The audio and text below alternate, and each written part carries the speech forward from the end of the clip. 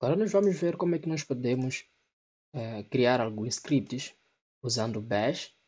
Agora que vimos como o Bash comporta-se, como é que a sua infraestrutura é composta.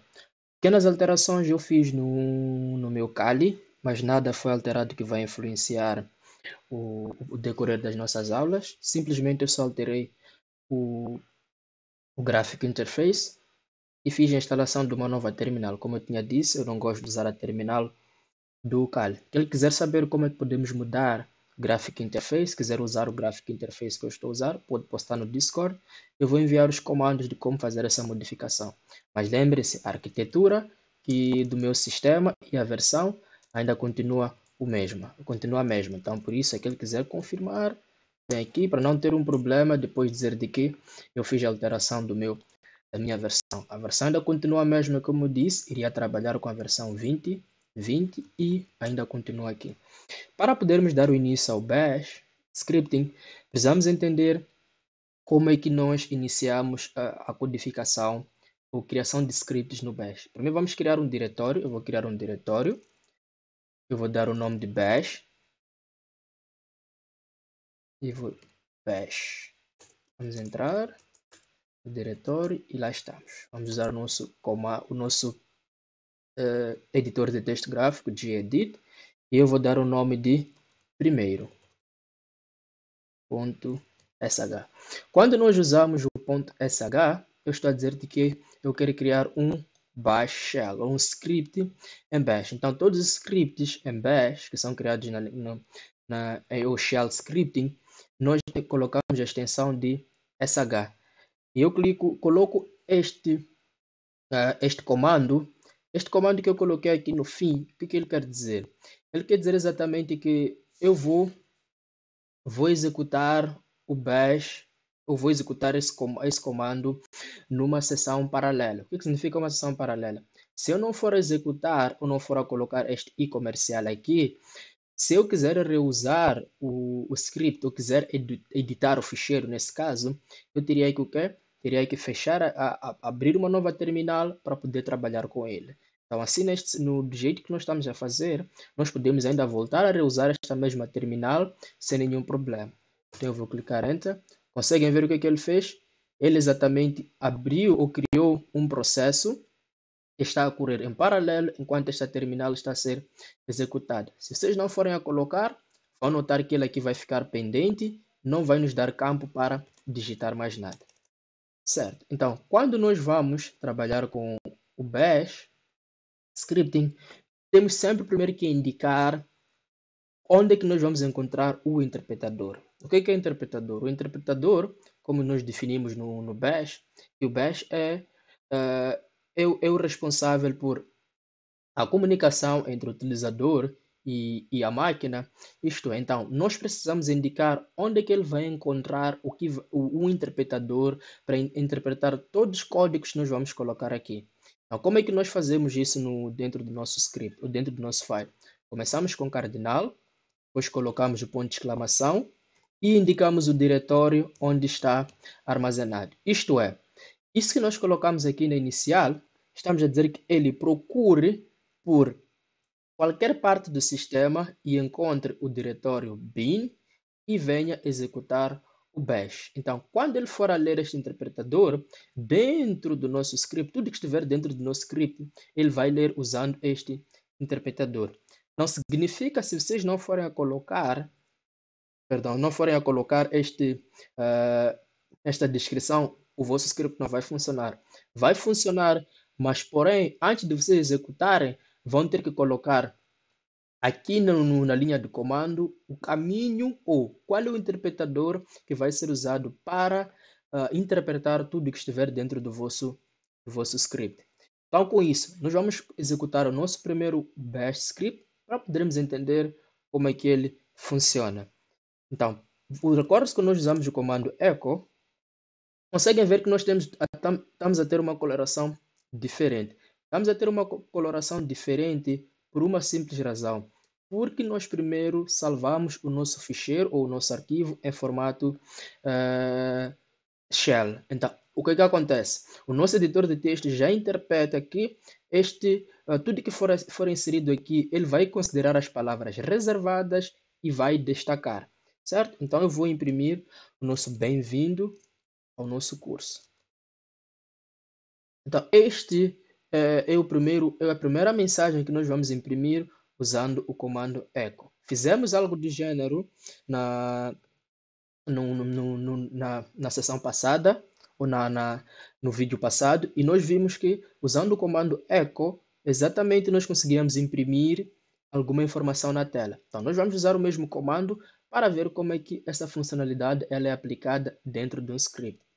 Para podermos executar um script, nós temos que dar permissão de executável. Se eu for a listar, conseguem ver que, deixa eu listar para vermos as permissões, conseguimos ver que aqui ele diz que é read e write. Não tem nenhuma permissão de executável a este ficheiro. Então, logo, se eu tentar executar este ficheiro, eu não vou conseguir. Então, como é que nós fazemos para inserir? É só recordarmos chmod. Em vez de darmos as propriedades 777 ou aplicarmos as propriedades 77, nós vamos vamos aplicar a propriedade simplesmente de executável. Este mais, estamos a dizer que queremos aplicar uma propriedade ou uma permissão, e aqui nós estamos a especificar simplesmente o que é que nós queremos aumentar. Só queremos tornar ele um executável. Primeiro shell, neste caso, e nós temos lá. O que é que eu vou fazer de seguida? Vou executar o nosso script e tenho aqui a nossa mensagem impressa na tela. O que nós fizemos até agora só foi levar os conhecimentos que nós já tínhamos e fizemos a impressão. Vamos só uma pequena recapitulagem. O que eu fiz aqui exatamente antes de executar? Por já existir este caminho que mostra, onde eu explico ao meu script qual é o que tem na primeira linha que ele vai executar. Na primeira linha, quando ele leu este file, este script, ele conseguiu perceber de que o interpretador para esta informação, para ler o conteúdo, está neste diretório. Foi por isso que eu aqui só exatamente disse para ele executar este ficheiro.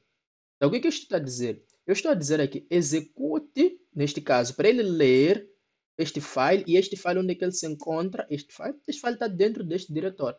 Vocês não vão usar este ponto forward slash se vocês não tiverem um diretório onde se encontra o ficheiro. O que isto quer dizer? Se eu for a fazer um backslash, ou voltar um diretório anterior e tentar executar, como conseguem ver, eu não consigo usar o tab porque ele não existe lá. Se eu quisesse executar este file sem acessar, eu teria que indicar todo o caminho onde ele está e depois fazer a execução. Então vamos voltar. Vamos voltar.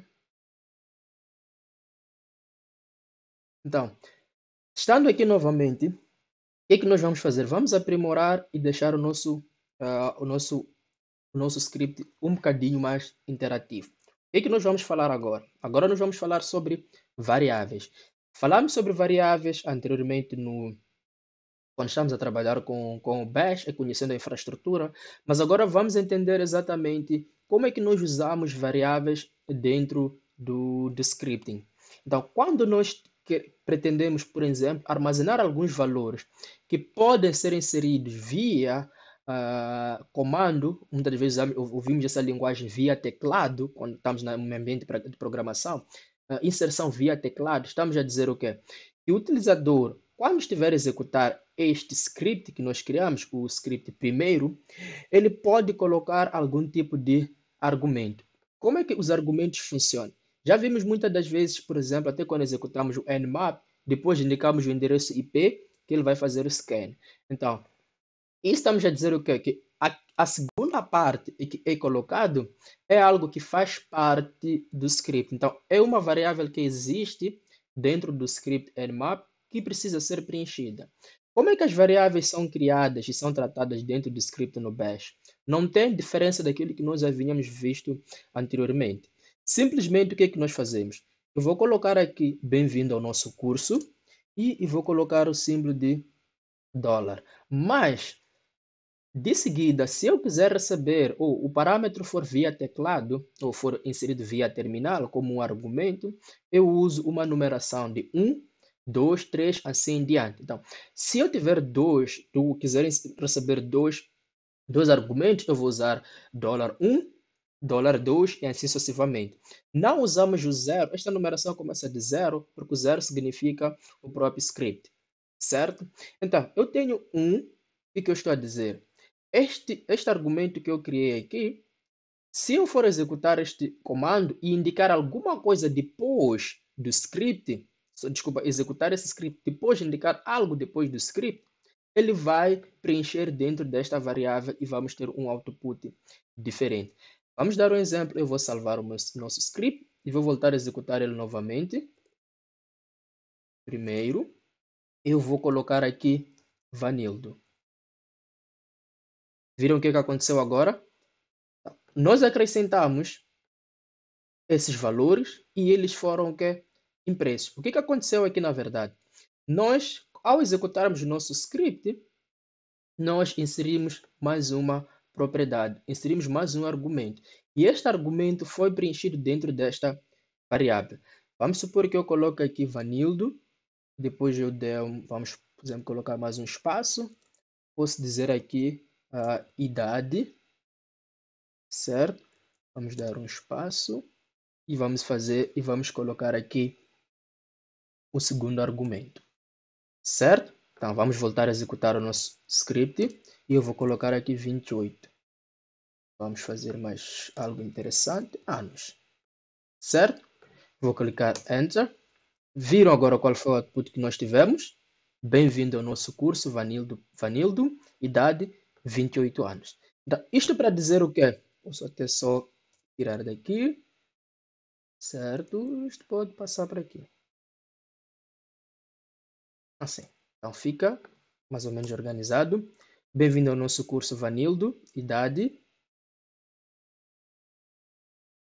certo.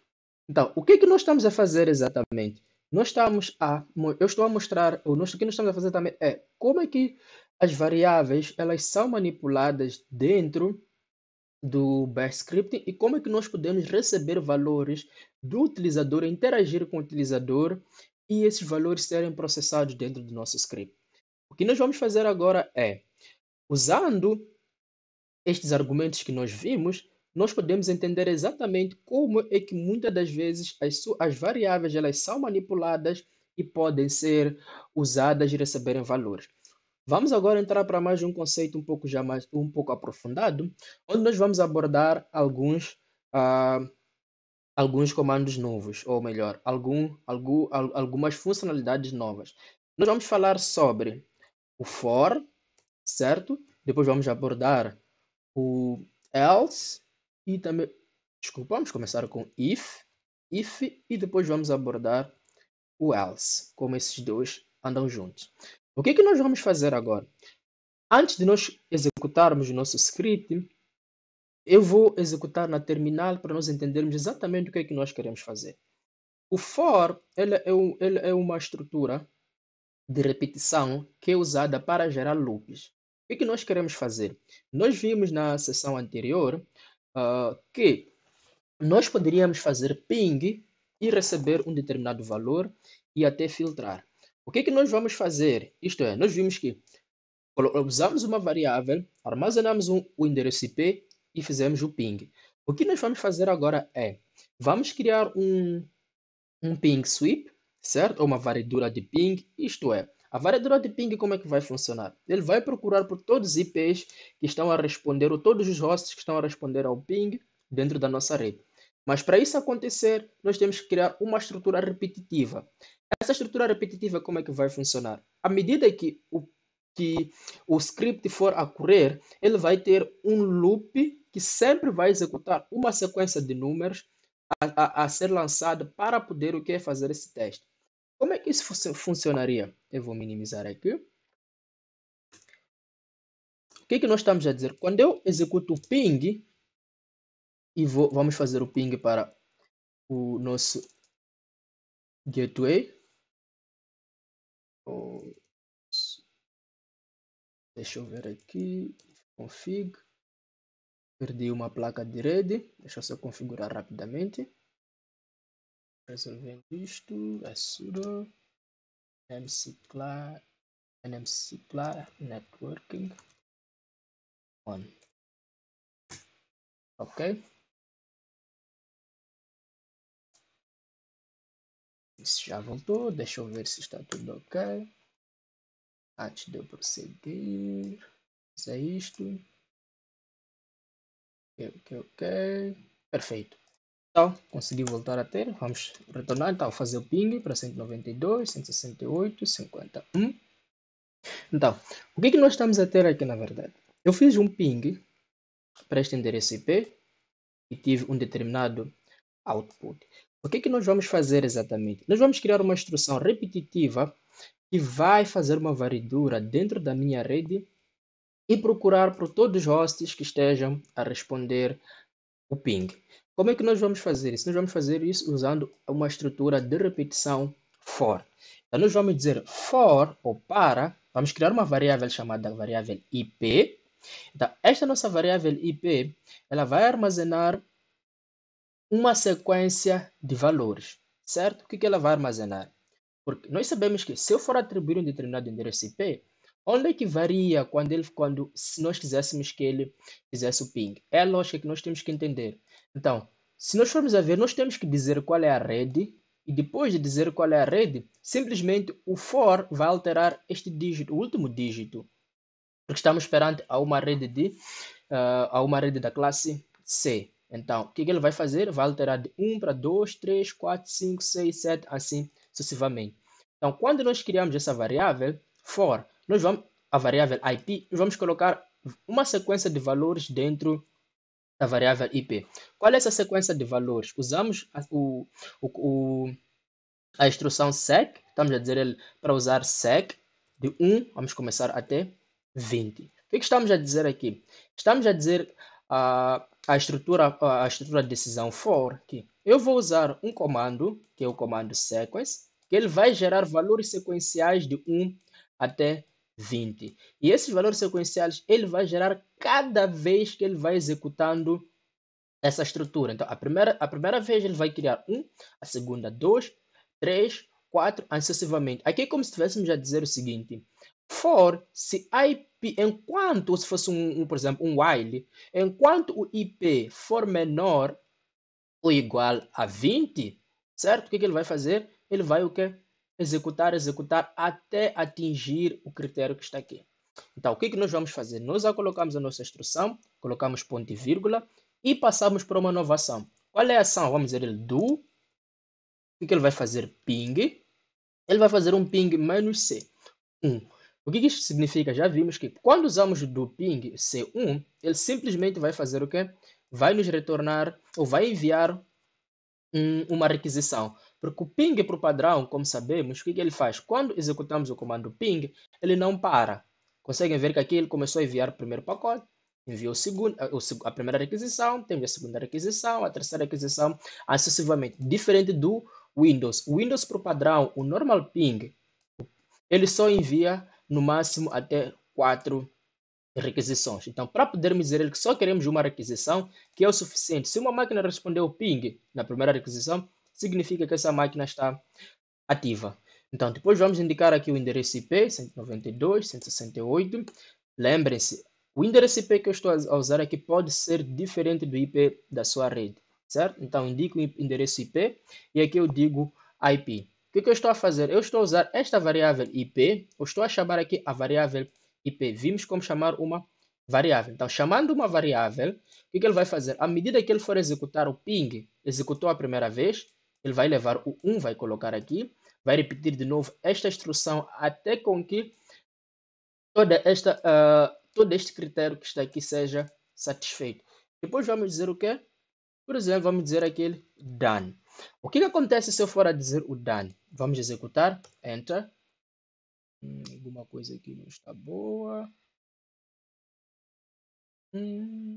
O IP. Oh, esqueci uma coisa. Sim. O que eu disse? Eu disse para o IP, esqueci de dizer onde. In, ok? O que eu estou a dizer? Para o IP, que é esta IP, ele vai usar o que? Esta sequência. Então, conseguem ver que ele aqui estava a dizer que existe algum erro perto do SEC. Então, eu esqueci o IN, agora podemos executar. Conseguimos ver aqui agora que quando nós executamos, tivemos o primeiro reply, tivemos aqui um ping, ele o que? Nos respondeu. Temos aqui 64 bytes, podemos cancelar, certo? Vamos cancelar. Aquele que quiser pode deixar executar todos, mas como ainda estamos a trabalhar nisto, vamos deixar ele mais atrativo. Conseguimos ver que aqui tivemos uma requisição. Este senhor ele respondeu o ping, 64 bytes, e temos aqui o endereço IP que respondeu, time to leave, certo? Então, e os outros diz que destination host unreachable. Destination host unreachable. O que ele está a dizer? Não conseguiu encontrar o host de destino. Mas mesmo assim, o nosso objetivo não é receber resposta de hosts que ele não encontrou, mas simplesmente é ele devolver os hosts que ele encontrou, ou isto é, os hosts que responderam ao ping. O que nós vamos fazer? Vamos filtrar por palavra. Usarmos uma palavra, certo? Ou um texto que é simplesmente ou somente é devolvido quando um host responde. O comum que nós podemos ver, vocês poderiam analisar, só para não levarmos muito tempo, vocês poderiam analisar, ver qual é a palavra que aparece aqui, certo? Nesta resposta, mas não aparece aqui, certo? Então, ou aparece, ou como é que eu posso dizer? Tem que ser uma palavra que seja única. Se for que esteja aqui, mas que não apareça aqui. Mesmo que esteja aqui, também não pode aparecer aqui. O que isso quer dizer? Se vocês forem selecionar uma palavra que apareça aqui, mas não aparece aqui, então este não há de ser chamado. Então, se vocês forem selecionar uma palavra que aparece aqui, mas não aparece aqui, o que ele vai fazer? Ele vai trazer a requisição da palavra. Estamos juntos? Mas não usem uma palavra que apareça aqui e ao mesmo tempo também aparece aqui. Senão os dois não vamos ter feito absolutamente nada. Eu vou trabalhar com 64 bytes. Vocês poderiam trabalhar com qualquer outra informação. Isso, que não seja o quê? Que não seja repetida neste caso, certo? E então o que nós vamos fazer? Vamos usar o comando grep para fazer o quê? Para fazer o filtro. Então, o que nós vamos fazer? Simplesmente vamos receber ou vamos ter como de volta todos os IPs que vão responder com esta palavra. Eu vou clicar Enter. Conseguem ver o que ele fez agora? Ele está a executar o ping em sequência, certo? 1, 2, 3 e vai terminar no 20. E só vai nos apresentar na tela todos aqueles que forem a responder com 64 bytes, ou todos aqueles que tiverem um reply de 64 bytes. Então, o nosso ping ainda está muito lento, mas nós vamos trabalhar com ele até tornar-se algo mais robusto. O que nós vamos fazer agora? O que eu queria que vocês entendessem é como é que, na verdade, é trabalhada a sequência, ou o que nós fazemos para depois automatizarmos. Esta sequência, este comando que nós temos aqui, o que nós vamos fazer agora? Vamos levar neste comando, vamos trabalhar ele muito mais e vamos criar uma ferramenta que faz varredura de IPs dentro da nossa rede. Os famosos na língua inglesa chamados de ping sweep. Conseguimos ver aqui que tivemos uma segunda resposta do endereço IP, isto para dizer que numa sequência de 1 a 20 dentro da minha rede, 2 hosts responderam. Conseguimos ter 2 endereços IPs. Vamos manipular este output até que fique só simplesmente o retorno de endereços IPs. O que nós vamos fazer? Vamos criar um file chamado busca, podemos dar o nome de busca IP .shell. Como sempre, vamos criar a ele busca IP. Então, o que eu quero e colocamos em mente sempre é, vamos executar a ele e vamos trazer de volta o que é os requisitos. O que nós colocamos lá é, temos que chamar sempre, mas sempre, bin, bash, certo? Então, temos aqui o bin e o bash. Estamos a dizer o quê? A estrutura, o interpretador. Então, assim que temos o interpretador, nós vamos fazer o seguinte. É exatamente ou nada menos, nada mais que copiarmos este código que está aqui, certo? Vamos copiar a ele. Vamos colocar aqui. Oh, sorry, como está transparente. Vamos colocar aqui e vamos minimizar. Então, o que é que nós estamos a dizer aqui no nosso script? Depois vamos organizar, deixar ele mais prático. Nós vamos dizer a ele de código. For, que nós já conhecemos, eu vou colocar aqui o do, posso separar este ping, para não ficar tudo na mesma linha, assim. Do ping, sabemos que até aqui, ele o que está a fazer? Está a executar esta atividade. Mas como nós estamos perante a uma língua, a um script, ou uma estrutura de script, vamos remover o done daqui, para ele não terminar o done, certo? Podemos também remover o ponto vírgula e vamos colocar o done aqui no final, certo? Foram só simplesmente essas pequenas modificações que nós fizemos. Por quê? Porque estamos a dizer a ele de que, olha, vai executar esta linha. Quando for executar esta linha, ele vai fazer isto. O que ele vai fazer? Vai fazer o ping, certo? E depois de fazer o ping, ele vai fazer o grep pelo output. Podemos salvar e executar este nosso script. Ok? Vou eliminar um pouco a transparência aqui do nosso, para não ficar muito transparente. Então, assim, senão nos atrapalha. Ok? Perfeito. Então, o que é que nós vamos fazer? Vamos executar o nosso pequeno script.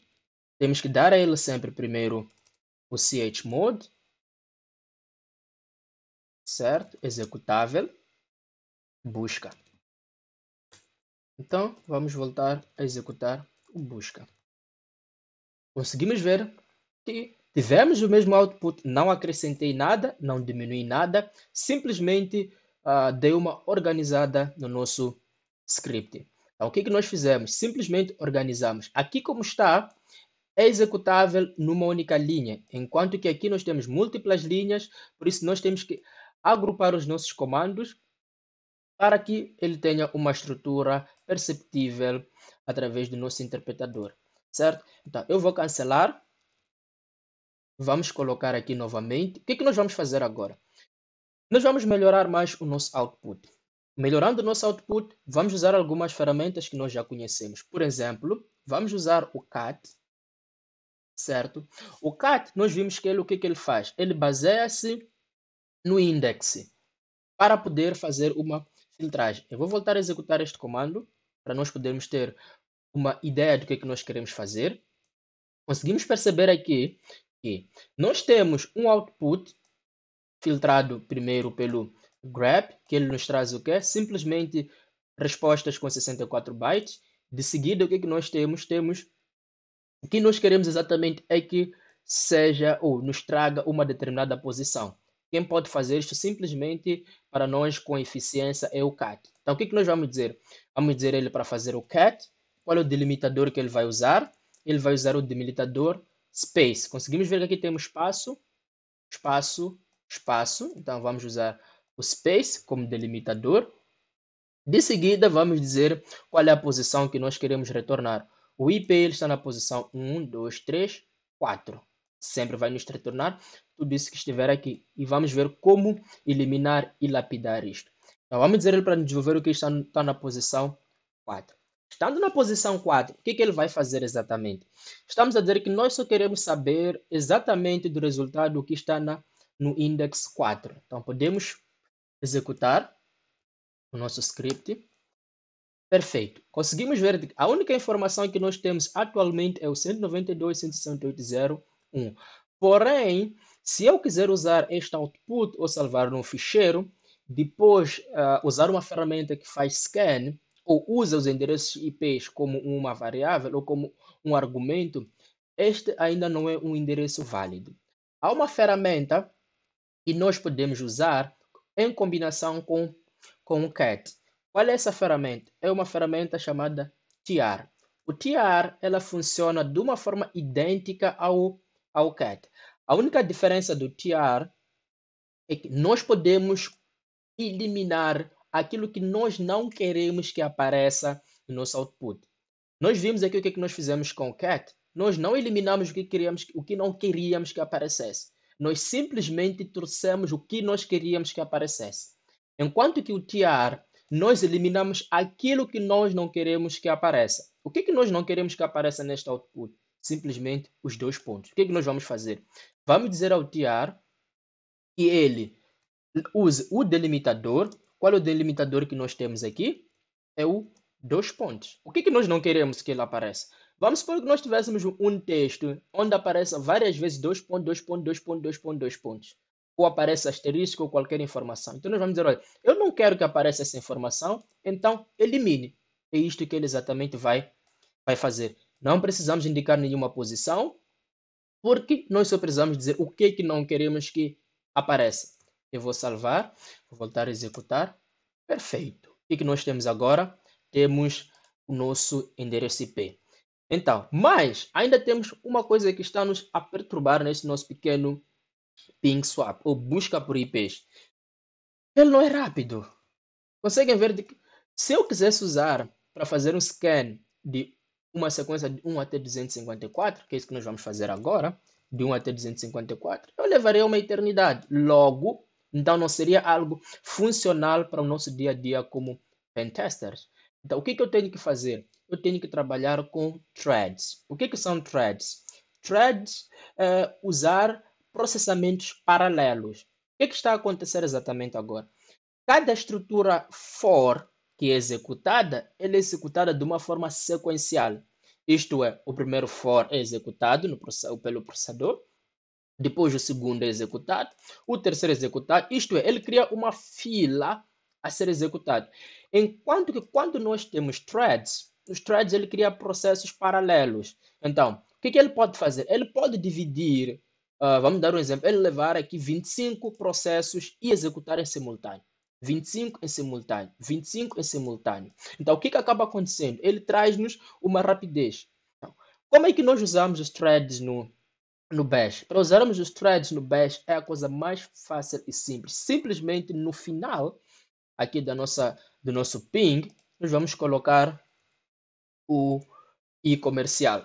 O e-comercial ele é usado para ativar threads no Bash, certo? Ou no shell scripting.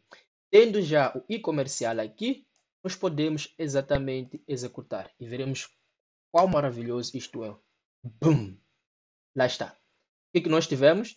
Tivemos a sequência de IPs de uma forma muito rápida. O que nós aprendemos e vimos? Como nós começamos da base, desde pequenos conhecimentos e como nós podemos automatizar.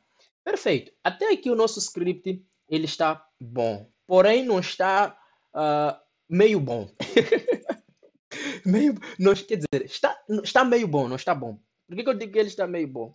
Ele está meio bom porque não temos nenhum tipo de tratamento dentro do nosso próprio script. E também, sempre que o utilizador quiser executar esse script, ele tem que abrir o script e vir aqui e modificar o que é o endereço IP.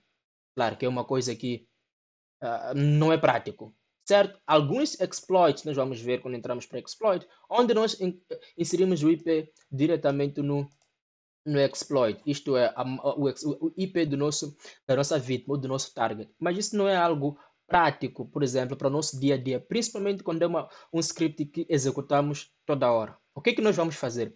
Vamos criar uma variável, certo? Aqui vamos criar uma variável no argumento, onde vamos dizer para o utilizador inserir o endereço IP via teclado ou inserir como argumento na terminal. Vimos como fazer isso.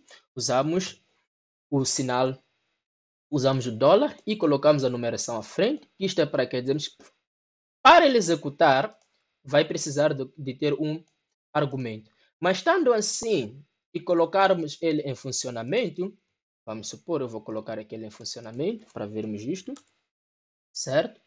192, 168, 0. Prestem atenção, nós aqui temos ponto, então não precisamos de indicar ponto aqui. Então, só indicamos a rede. Clicamos Enter. E vemos o que? O mesmo output. Perfeito, maravilhoso. Mas ainda temos um problema. Qual é esse problema? Lembrem-se, sempre que estiverem a desenvolver scripts, ou estiverem a programar e o vosso programa, o vosso script vai ser usado por terceiros, devem pensar quais são os pequenos erros que eles podem cometer. Vamos supor que a pessoa não sabe e tem que colocar um argumento e clica Enter. Viram o que ele fez? Ele executou, mas o utilizador não entendeu o que aconteceu. É por isso que nós usamos estruturas, usamos funções que controlam a execução. Então, isto é, validam antes de algo ser executado. O que é que nós temos que podemos usar para nos ajudar? Temos como tínhamos mencionado anteriormente, íamos ver o if, temos o else, certo? Que ele é usado. Então, o que que acontece? Nós ouvimos o for e agora ficamos com o if e o else. O que que nós vamos fazer agora? Vamos usar uma estrutura de decisão. O if, o que que ele vai fazer? Ele vai executar algo somente se o que for colocado como condição for verdadeiro. Isto é, o if ele retorna um valor verdadeiro ou um valor falso. Mas a condição para se dizer se é verdadeiro ou falso só acontece quando a estrutura ou condição que nós colocamos é satisfeita. Não importa se é algo negativo, se aquela condição que para nós pensamos que é negativa, ele considera ou diz que encontrou, então ele vai executar a opção verdadeira. Certo? Isto é uma forma muito simples de entender. Se eu disser aqui que 1 é igual a 1, essa condição ou este retorno será verdadeiro, certo? Mas se eu disser aqui que 1 é igual a 2, este resultado será falso. Então, isto para dizer o quê? O que eu for a colocar aqui, se eu disser if 1 igual a 2, o que ele vai me retornar aqui, eu disser que ele tem que executar, ele primeiro vai considerar isto. E o output dele ele vai dizer que é verdadeiro. É verdadeiro em que sentido? Porque ele primeiro vê, avalia o que estás a fazer, ele diz que aquilo que estás a fazer, se aquilo que for encontrar satisfazer a condição que colocaste lá, ele vai executar algo no if. Se não encontrar, ele vai executar algo no else. Então não olhem o output como verdadeiro ou falso, mas olhem o que eu coloquei como uma estrutura e aquilo que ele vai encontrar. Certo? Então, o que isto quer dizer na prática no nosso exercício aqui? Nós vamos primeiro avaliar o que o utilizador inseriu via comando. If, certo? O que o utilizador for a inserir, ele vai fazer o quê? Vai comparar com o que estiver nesta variável. Então, o que nós vamos dizer? Vamos chamar essa variável, vamos colocar a variável entre aspas. Por que nós estamos a transformar esta variável em string? Estamos a transformar isso em string ou em texto porque nós queremos comparar com um texto. Todos os lugares em vazios são chamados de string. Então, se vocês não colocarem entre aspas, certo? Entre aspas duplas e deixarem, ele vai vos dar erro, dizer o comando não encontrado. Por que vai vos dar esse erro? Porque ele vai tentar comparar o número com uma string e vai vos dar erro. Então, depois, vamos dizer se o endereço IP ou esta variável aqui estiver vazia no ato da execução, o que ele vai fazer? Ele vai o quê? Vai esta variável aqui nós temos que ter em mente que está a ser declarada aqui e depois é reusada aqui. Então, se ela estiver vazia, o que vai fazer? Then, nós vamos dizer ele para imprimir uma mensagem. Qual é esta mensagem? Podemos colocar, por favor, insira o ID da rede. Certo? Porém, existem alguns utilizadores que podem não saber, depois de receber essa mensagem, o que eles devem proceder. Então, o que nós vamos fazer? Vamos procurar pela sintaxe que nós estávamos a usar. Qual é a sintaxe? Era busca, certo? Vamos aqui procurar, era busca. Esta é a nossa sintaxe. O que nós queremos que ele insira? 192, 168 ou qualquer um IP. Então, vamos usar esta sintaxe como exemplo. Então vamos dizer exemplo, dois pontos, e vamos fazer o paste aqui. Então, o que exatamente nós fizemos até agora? Nós exatamente criamos uma estrutura if que faz a comparação deste valor, certo? E ele vai o que? Vai executar a sua comparação com esta string em branco. Então, se esta variável estiver vazia, então ele vai exibir esta mensagem. Caso contrário, não esteja vazia, então ele vai executar o else. O que o else vai fazer? O else simplesmente vai executar este script, aquilo que nós exatamente queremos que seja funcional. No final, nós devemos fechar o if ele tem que ser aberto e depois ser fechado. Então aqui nós fechamos o if. Então quando nós fechamos o if, nós já podemos executar o nosso comando. Então vamos executar o nosso script sem nenhum argumento, enter, perfeito. Conseguimos ver o que ele nos trouxe? Por favor, insira o ID da rede. E aqui nos deu um exemplo. Então, o que nós devemos fazer é seguir o exemplo, 192.168.0, enter. Com este output, o que nós podemos fazer? Em vez de o resultado ser exibido na tela, que esta é a vantagem de nós termos um script, podemos criar ele, armazenar num ficheiro. Por exemplo, podemos dar nomes de ips.txt. Ele vai executar, podemos ler o ips.txt e temos lá os nossos endereços IPs. Qual é o benefício desta ação que nós fizemos? O benefício desta ação é que, vamos supor que nós podemos usar esses endereços IPs como um ataque, por exemplo, numa ferramenta de scan, como o Nessus, Nmap e entre outros. O que nós vamos fazer? Vamos usar o Nmap, só como um exemplo rápido, para vocês verem como é que funciona. Eu só vou fazer o scan por portas comuns abertas e tenho que usar o comando el para dizer que eu quero que ele leia os targets de um ficheiro. Então, text e vou clicar Enter. Pode levar algum tempinho, de acordo ao número de endereços IPs e a quantidade de portas que existem.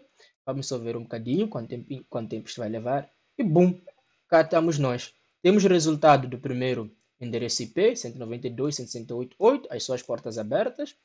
Aqui não encontrou nenhuma porta aberta, todas elas fechadas. Aqui só encontrou uma, aqui também, e aqui também só encontrou algumas portas abertas. Este é o benefício de nós aprendermos como criar os nossos próprios scripts.